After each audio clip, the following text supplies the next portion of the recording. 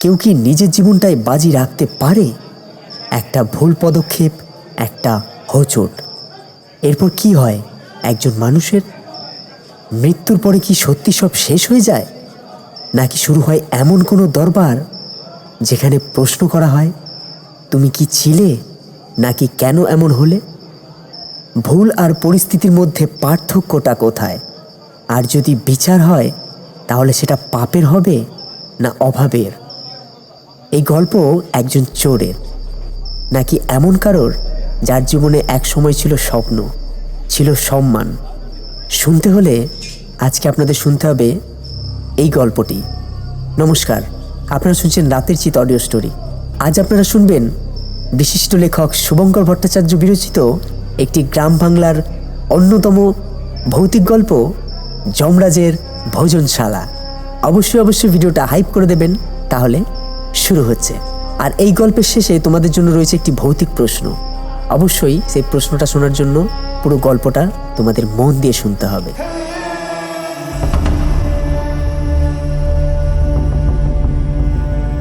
ভয় পেতে পারেন, কিন্তু বিশ্বাস করবেন না।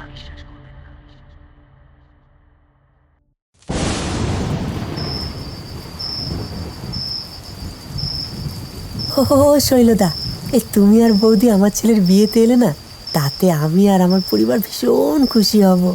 আসবি তো? আরে শুভ, তুমি ডেকেছ আর আমি আসবো না, তা কি কখনো হয় নাকি? হ্যাঁ, আজকে রাতটা থেকে গেলে হতো না, কালকে সকালেই যেতে পারতে। আরে না গো, কালকে কোর্টে যেতে হবে, একটা দরকারি কেস উঠবে না। আরও অনেকটা আগে গেলেই ভালো হতো, কিন্তু হঠাৎ করে যে বৃষ্টি শুরু হয়ে গেল, এতেই যা সমস্যা হয়ে গেল। তুমি তো পুলিশ, তাই না? তোমাকে আর আটকাবো না, আমি তোমাদের স্টেশন অবধি পৌঁছে দিয়ে আসি, চলো। আরে আরে না না না না, তার কোনো দরকার হবে না। আসার দিন পথটা ভালো করে চিনে নিয়েছি, ঠিক চলে যেতে পারবো। তুমি বরং বাড়িতেই থাকো, এখন অনেক আত্মীয় রয়েছে না বাড়িতে, তাদের দেখাশোনা করো। আচ্ছা আচ্ছা, তোমরা সাবধানে যেও, আর ট্রেনে উঠে ফোন করে দিও। হ্যাঁ, রাত 9টার ট্রেনটাই পেয়ে যাবে। আর শৈলদা, আর একটা কথা, পথটা একটু দেখে শুনে যেও। শুভ এরপরও শৈলকে স্টেশনে পৌঁছে দেওয়ার কথা বললেও শৈল ওকে যেতে না করে। এরপর সবাইকে বিদায় জানিয়ে শৈল আর মনিকা ইছাপুর স্টেশনের দিকেই রওনা দিল। এমনিতেই শীতকাল, আর তার উপরে আবার বৃষ্টি, হাওয়াও দারুণ, শীতটা যেন আরো জাঁকিয়ে পড়েছিল। ওহো, হাতে টাকা পয়সাও একদম শেষ, এবার মাঠে নামতেই হবে। পাশের ইচাপুর গ্রামে একটি বিয়ে বাড়ি ছিল, খবর পেলাম। আর বিয়ে বাড়ি থেকে নিমন্ত্রিতরা একে একে সব যেতে শুরু করেছে। নজর রাখলে কিছু শটকানো হলেও যেতে পারে, আর ভালো হাত মারতে পারলেই আরো কয়েক মাস বসে বসে খাওয়া যাবে। আমার আবার বেশি পরিশ্রম ভালো লাগে না। এই মতো ভাবনা নিয়ে চট্টি গায়ে চাদর চাপা দিয়ে বিয়ে বাড়িতে, অর্থাৎ শুভদের বাড়ির দিকে রওনা দিল।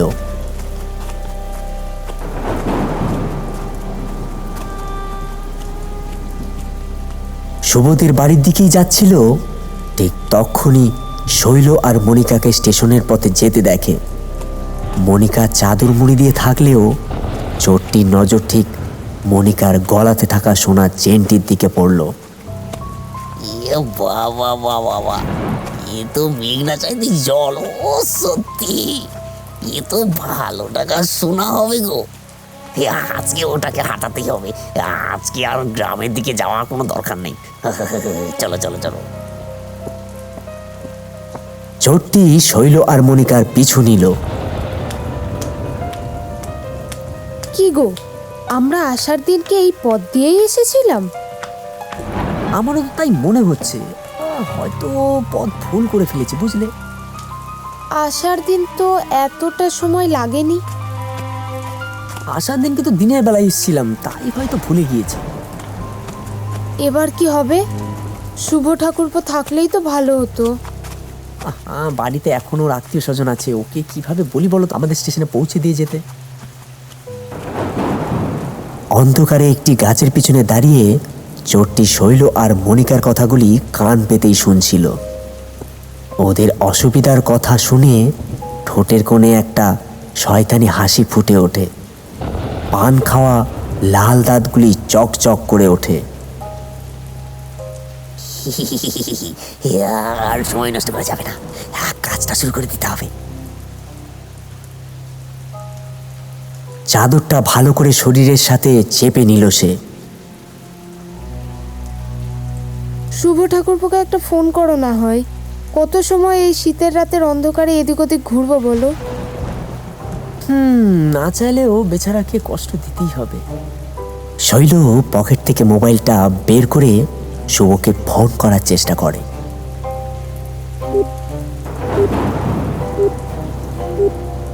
The number you are trying to call is currently not reachable. Please try again later. বার কয়েকবার ফোন করার পরেও চেষ্টা ব্যর্থ হলো। না, কোনোভাবে ওকে ফোনে পাওয়া যাচ্ছে না। ওই দেখো, একটা লোক এই পথেই আসছে। হ্যাঁ ঠিকই তো। বাহ, খুব ভালোই হলো ওনাকে স্টেশনে যাওয়ার পথটা জিজ্ঞাসা করিনি।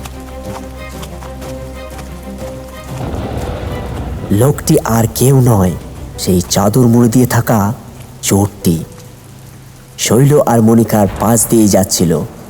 সে ভালো করেই জানতো এখন কি প্রশ্ন আসতে চলেছে। দাদা দাদা, একবারটি শুনবেন? বলুন বলুন। আমরা স্টেশনে যাব, কিন্তু পথটা ভুলে গেছি বুঝলেন। আপনি কি স্টেশনে যাওয়ার পথটা একটু বলে দিতে পারবেন, জানেন কি? চোরটি আরও একবার কাছে এসে মনিকার গলাতে থাকা সোনার চেনটা দেখল। লোভের আগুন দুটি চোখে ঝিলিক দিয়ে ওঠে। পাছে তারা সন্দেহ না করে, তাই চোখটা তার মূল লক্ষ্য থেকে সরিয়ে শৈলর দিকে তাকিয়ে বলে, জানি তো, আপনি তো স্টেশনে যাবেন, তাই তো আমি ওই পথেই যাব। তাহলে তো ভালোই হলো। এই পথ দিয়ে স্টেশনে কি যাওয়া যাবে, নাকি ভুল পথে এসেছি মনে হচ্ছে? একটু ভুল তো হয়েছে, তবে এই পথটা দিয়েও স্টেশনে যাওয়া যাবে।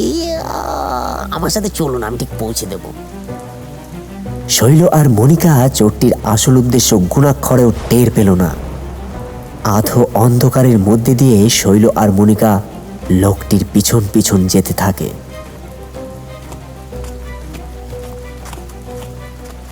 কিছুটা সময় চলার পরেই শৈলর মনে হলো তারা যেন স্টেশনের থেকে অনেকটা বেশি দূরে চলে এসেছে। অনেক দূর থেকে ভেসে আসছে ট্রেনের হুইসেল। শীতের নিস্তব্ধ রাতে অনেক দূরে শব্দ শুনতে অসুবিধা হলো না দুজনের। হয়তো সে পুলিশ বলেই ইন্দ্রিয়গুলি আরও বেশি সজাগ। আচ্ছা দাদা, আপনি ঠিক জানেন তো আমরা এই পথ দিয়ে যাচ্ছি ঠিক স্টেশনের দিকে? যাওয়া যাবে কি দিক দিয়ে? গভীর কণ্ঠে শৈল এমন প্রশ্ন জিজ্ঞাসা করাতে চোরটি কিছুটা সময়ে থতমত খেয়ে যায়। একবার গলা খাকড়ে বলে, না না না, এই পথ দিয়ে স্টেশনে যাওয়া যাবে। এই তো চলে এসেছে, আর একটুখানি। আরে আসুন না, ওরম ভাবছেন কেন? আসুন আসুন। লোকটি যে কি কথা বলছে তা আর শৈলর বুঝতে অসুবিধা হলো না। আচ্ছা, আপনি আমাদের কোথায় নিয়ে যাচ্ছেন বলুন তো? স্টেশনের কাছে থাকলেও তো ট্রেনের আওয়াজ যেমন দূর থেকে আসছে কেন তাহলে? চোরটিও বুঝতে পারে শৈল আর মনিকা ওর চালাকি বুঝতে পেরে গিয়েছে। এই কি, আপনি অমন করে চুপ করে গেলেন কেন? কিছু তো জিজ্ঞাসা করছি মশাই। কি গো, শুনছো? আমার কিন্তু লোকটাকে সুবিধার মনে হচ্ছে না। মনিকা আর শৈল এইসব কথাই বলা কওয়া করছিল। তার মধ্যেই চোরটি কুয়াশা রাতের অন্ধকারে মিলিয়ে যায়। এ কি লোকটা কোথায় গেল? এমন শীতের রাতের অন্ধকারে আমাদের এই জায়গাতে রেখে লোকটি কোথায় গেল? শৈল আর মনিকা জানতো না যে দুটি অদৃশ্য চোখ ওদের দিকেই নজর রাখছে। ট্রেনের আওয়াজটা ওই দিক থেকে আসলো মনে হলো না? আচ্ছা চলো চলো চলো চলো, ওদিকে গিয়ে দেখি। শুভ ঠাকুরপোকে ফোন করতেই হবে মনে হচ্ছে। শৈল পকেট থেকে ফোনটা বের করে মনিকার থেকে একটু এগিয়ে গিয়ে শুভকে আবার ফোন করার চেষ্টা করে। কিন্তু The number you are trying to এবারেও call is ব্যর্থ হয়। currently not reachable. Please try again ঠিক later. অমন সময় অন্ধকারের ভেতর থেকে তীব্র গতিতে বেরিয়ে আসে একটি ছায়ামূর্তি। আর বেশি সময় নষ্ট না করে মনিকার কাঁধের দিকে হাত বাড়িয়ে সোনার চেনটা টেনে ছিঁড়ে ফেলে। অতকীর্ত এমন ঘটনার জন্য মনিকা একেবারেই প্রস্তুত ছিল না। ওর গলা থেকে আর্তনাদ করে বেরিয়ে আসে চেনটি। মনিকা অন্ধকারেও পরিষ্কার দেখতে পারে এটি সেই লোকটি যে ওদের স্টেশনে নিয়ে যাওয়ার জন্য এই ভুল পথে নিয়ে এসছে। ওই দেখো লোকটা, সেই লোকটা আমার সোনার চেনটা নিয়ে পালাচ্ছে। দেখো, এই দাঁড়াও দাঁড়াও, কে আপনি? নিয়ে চলে যাচ্ছেন কেন আমার চেনটা? দাঁড়াও। মনিকার চিৎকারে শৈল পিছন ফিরে তাকিয়ে দেখে লোকটি অন্ধকারের মধ্যে দিয়ে ছুটে চলেছে। শৈল পুলিশ বলেই লোকটির আসল মতলব কি তা বুঝতে বেশি সময় লাগে না। শৈল লোকটির পিছন ধরল। দাঁড়াও দাঁড়াও বলছি, পুলিশের বউয়ের গহনা নিয়ে পালানো? তোর কপালে অনেক বিপদ আছে। চোরটি দৌড়ানোর সময় শৈলর কথা শুনতে পায়। সর্বনাশ, ওই লোকটি পুলিশ। ধরা পড়লে তো আর রক্ষে নেই। এই চিন্তা করে লোকটি আরো জোরে ছুটতে শুরু করে। ওর পিছনে যেতে হবে না, চলে এসো তুমি। শৈল দৌড় থামালো না।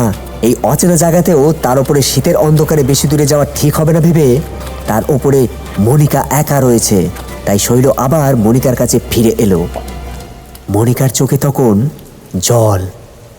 আহা, কাঁদছো কেন? তোমাকে ওই রকম আরেকটা শোনাচ্ছেন, আমি বানিয়ে দেবো। ওই চেনটা আমার শাশুড়ি মা, মানে তোমার মা বিয়ের সময় দিয়েছিল। বাড়ির বউকে সবসময় ওটা গলাতে পড়ে থাকতে হয়, আর সেটাই কিনা হারালাম আমি। এতে তোমার দোষ কোথায়? এমন সময় শৈলর পকেটে থাকা ফোনটা বেজে ওঠে। তারা তোরা সময় ফোন করেছে মনে হচ্ছে। বলছি শৈলদাস, ট্রেনে উঠেছো? আর ট্রেনে উঠবো? এই বড় ঝামেলায় পড়েছি গো। সে কি ঝামেলা? কেন, কি হয়েছে কি? শৈল সব কথা শুভকে বলে। এ বাবা, এ তো বড় বিপদ। তোমরা ঠিক কোন জায়গাটাতে আছো বলতে পারবে? তা তো বুঝতে পারছি না, তবে কিছুটা দূরে নদী চোখে পড়ছে। ও আচ্ছা আচ্ছা, বুঝতে পেরেছি। তোমরা ওখানেই থাকো, আমি কিছু সময়ের মধ্যেই আসছি।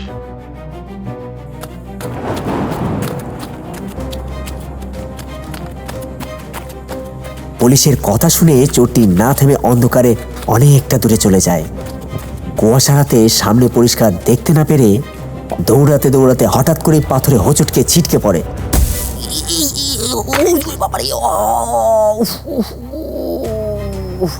মাথাটা সজোরে গিয়ে লাগে শক্ত কিছুতে। নিমেষের মধ্যে চোখের সামনে নেমে আসে অন্ধকার।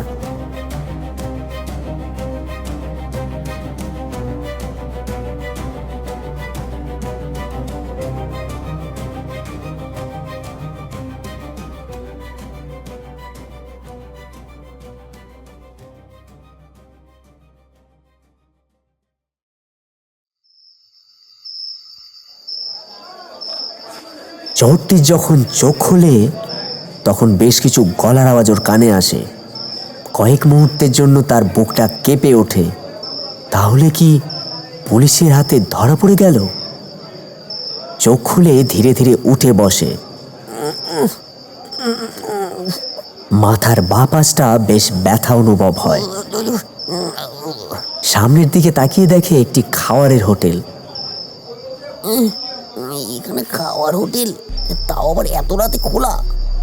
তাহলে কি আমি দৌড়তে দৌড়তে অন্য কোথাও চলে এসেছি? চোরটি তৎক্ষণাৎ নিজের পকেটে হাত দেয়। রাতের অন্ধকারেও সোনার চেনটা চকচক করে ওঠে। তার মুখে হাসির তৃপ্তি খেলে যায়। এটা বিক্রি করলে মাস ছয়েক আমার আর কোনো কাজ করতে হবে না। অনেকটা সময় ধরে ভীষণ খিদে পেয়েছে। ও হোটেলের কাছে গিয়ে যখন চলে এসেছি, চালাতে একটু খেয়েই নি। চোরটি এগিয়ে যায় হোটেলের দিকে। হোটেলের সামনেই কালো পোশাক পরা একজন বসে আছে। চেহারা দেখে বোঝার উপায় নেই, 20 হতে পারে, আবার 120 হতে পারে।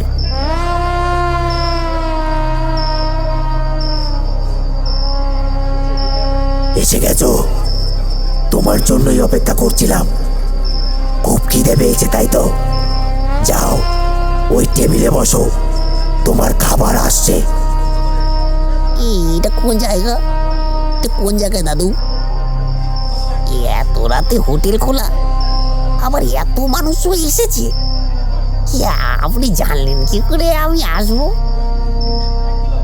লোকটি চোরটির দিকে কিছু সময় চেয়ে থাকার পর বলে, আগে খেয়ে নাও, পরে সব কথা হবে, কারণ আর 1 ঘন্টার মধ্যেই ভোর হবে। চোরটি ভাবলো ভোরের আলো ফোটার আগেই ওকে গা ঢাকা দিতে হবে, নইলে পুলিশের হাতে ধরা পড়তে হবে।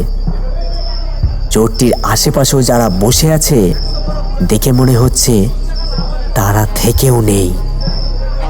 পাশে বসে আছে, একে অপরের দিকে তাকিয়ে দেখে কিছু বলছে, কিন্তু কিছু বোঝা বা শোনা যাচ্ছে না। চোরটি তার পাশে থাকা একটি লোককে জিজ্ঞাসা করে, ও দাদা, দাদা গো, এটা কোন জায়গা গো? চোরটির কথা লোকটি শুনল কিনা বোঝা গেল না, কেবল একবার তার দিকে তাকিয়ে ঠোঁট নাড়ল, কিন্তু চোরটি কিছুই শুনতে পারল না বা বুঝল না। বাবা, কি অদ্ভুত হোটেল রে ভাই। সামনের টেবিলে চোখ পড়তেই দেখে খাবার সাজানো। কখন কে এসে খাবার দিয়ে গেল তা বুঝতেই পারল না। কিছু সময় ধরে ও যে কী সব অদ্ভুত ঘটনা ঘটছে তা সে কিছুই বুঝতে পারে না। মাঝরাতে অচেনা জায়গাতে যে একটা খাবার হোটেল আছে, আর সেখানে যে এত লোক, কিন্তু তারা একে অপরের কথা শুনতে পারছে না। আচমকাই টেবিলে খাবার চলে আসে। চোরটির মাথাটাও একদম টনটন করে ওঠে। অত না ভেবে তৃপ্তি করে খাবারগুলো খেলো সে। ভীষণ সুস্বাদু। দাদা, অনেকদিন পর এত ভালো খাবার খেলাম। কিন্তু এইটা কোন জায়গা বলুন তো? আরে রোজ এখানে খেতে আসবো, বুঝলেন? এরকম ভালো খাবার পেলে আরো কয়েক বছর বেড়ে যাবে। টেবিলে বসে থাকা লোকটি বলে, এসো, আমার সঙ্গে এসো। লোকটি চোরটিকে নিয়ে যায় সেই দিকে যে দিক থেকে সে এসেছিল। কিছুটা হেঁটে গিয়ে সামনের দৃশ্য দেখে লোকটি যেন মনে হলো ওর পায়ের তলা থেকে মাটিটা সরে যাবে, কারণ সে দেখে মাটিতে পড়ে আছে একটি নিষ্প্রাণ দেহ। আর সেটা আর কারণ নয়, সেটা তার নিজের দেহ। চোরটি একবার লোকটির দিকে তাকিয়ে বলে, ওটা ওটা তো আমি। তার কথাগুলি দলা পাকিয়ে যায়। ঠিকই ভাবছো, তুমি আর এই পৃথিবীতে নেই। যখন ওই পুলিশের বউয়ের গলা থেকে সোনার চেন চুরি করে পালিয়ে যাচ্ছিলে, তখন হোঁচটকেই মাটিতে পড়ে তোমার মাথাটা পাথরে বাড়ি খায়। আর সেখানেই চোরটির সব কথা নিমেষে মনে পড়ে গেল। তুমি তুমি আপনি আপনি আপনি তুমি আপনি আপনি কে? আপনি জানলেন কি করে আমার নাম কি? আপনি জানলেন কি করে? আমাকে তো সবার খবর রাখতেই হয়, ওটা তো আমারই কাজ। আর আমার অনেক নাম, অন্তর, অন্তক, কাল মৃত্যু, আবার আবার অনেকে আমাকে যমরাজ বলে ডাকে।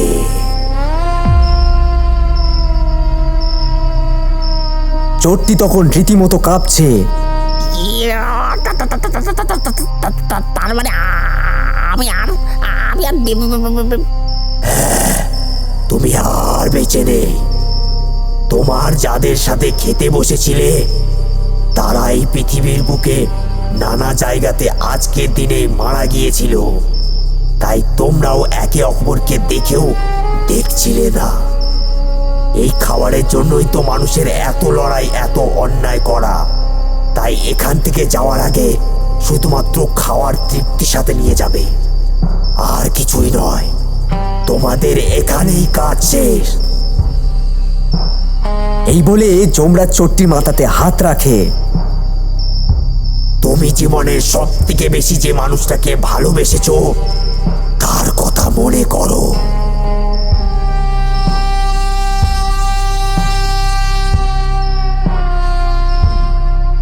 চোরটির চোখ দিয়ে তখন জল গড়িয়ে পড়ছে, কিন্তু যমরাজের হাত মাথাতে পড়তেই ওর মনে হলো ওর সব কষ্ট, লোভ, রাগ কোথায় যেন মিলিয়ে গেল। সবাই যে বলতো যমরাজ ভীষণ ভয়ঙ্কর, কিন্তু ও যাকে দেখছে সে কি সত্যি সে? চোরটির কানে একটা আওয়াজ ভেসে এলো।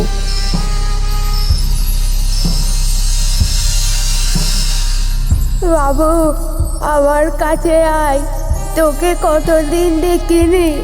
এ কি? এই যে তার মায়ের গলা। এই মানুষটিকেই তো সে সব থেকে বেশি ভালোবাসতো। সেই ছোটবেলাতে মাকে হারিয়ে গ্রামের বিদ্যালয়ে প্রথম হওয়া ছেলেটি আজ হয়ে ওঠে দাগি চোর। তার নামের সামনে চোর শব্দটা বসে যায়। ও মামা মামা, আমি এসেছি, এবার আমাকে ছেড়ে যাবে না তো?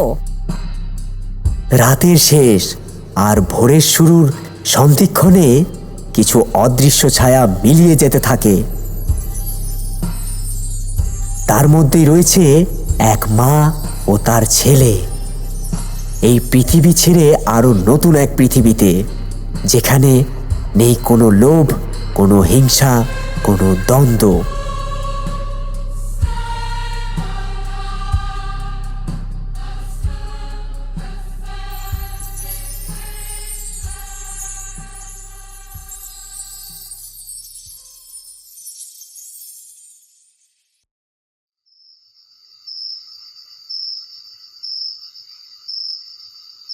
হ্যাঁ হ্যালো, বলছি শুভ, আধ ঘন্টা আগে আমি আর তোমার বৌদি এই বাড়ি পৌঁছেছি। তুমি যদি কালকে ঠিক সময় না এসে ট্রেনটা যদি ধরিয়ে না দিতে, এসে পৌঁছতেই পারতাম না। আর আজকে কোর্টে পৌঁছানো আমার খুবই দরকার ছিল। ও আচ্ছা আচ্ছা, ঠিক মতন পৌঁছে গেছো, এটাই অনেক। আর সাথে একটা ভালো খবর আছে। খবর? খবর মানে? আজকে শেষ রাতে অদ্ভুত দেখতে একটি লোক মারা যায়, যার নাম নাকি মৃত্যু। সে এসে বৌদির সোনার চেনটা দিয়ে গেছে। কি বললে, মৃত্যু? হ্যাঁ, আমিও তো শুনে অবাকই হয়েছিলাম। চোরটি নাকি নিজের ভুল বুঝতে পেরে ওই লোকটির হাতে সোনার চেনটি দিয়ে চলে গিয়েছে। লোকটিকে আরো কিছু জিজ্ঞেস করার আগে অদ্ভুতভাবে কোথায় যেন অদৃশ্য হয়ে যায়। এই রবিবার তোমার বাড়িতে গিয়ে চেনটা দিয়ে আসবো, কেমন? ও আচ্ছা আচ্ছা আচ্ছা আচ্ছা, রবিবার তাহলে দেখা হচ্ছে বন্ধু। তখন সব কথা হবে। তোমার বৌদিকেও কথাটা জানানো দরকার, শুনে একটু নিশ্চিন্ত হবে। অন্যদিকে বেওয়ারিশ লাশ হিসেবে সবার অজান্তেই চোরটির দেহের সৎকার করা হলো।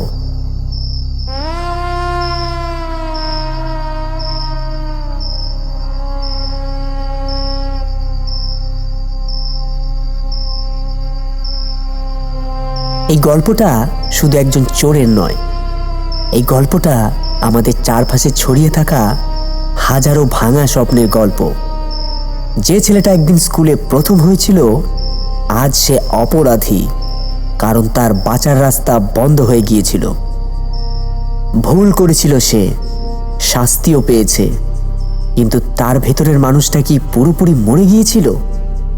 যখন যমরাজ বলল দুবেলা দুমুঠো খাবারের জন্যই তো এত পাপ, তখন বুঝিয়ে দিল সব অপরাধের পেছনেই দুষ্টুমি থাকে না, অনেক সময় থাকে ক্ষুধা, অভাব আর একরাশ অসহায়তা।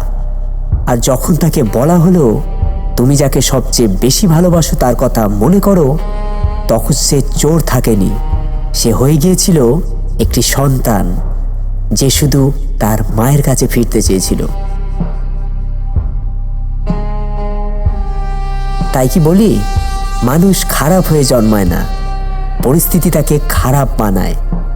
অপরাধ দেখলে ঘৃণা করার আগে একবার ভাবুন, এই মানুষটার জীবনে কোন দরজাটা বন্ধ হয়ে গিয়েছিল। আজকের গল্প এখানেই শেষ, কিন্তু প্রশ্নটা থেকেই যায়, আমরা যদি একটু আগে হাতটা বাড়িয়ে দিতাম, তাহলে কি আরেকটা জীবন এমন পরিণতির দিকে চলে যেত? এই প্রশ্নের উত্তর আপনারা কমেন্ট বক্সে দিন। এবং উত্তরসহ আপনি কোন জায়গায় থাকেন সেই নাম আর আপনার নাম কমেন্ট বক্সে অবশ্যই লিখে জানাবেন। তাহলে দেখা হচ্ছে অন্য কোনো গল্পে। ধন্যবাদ।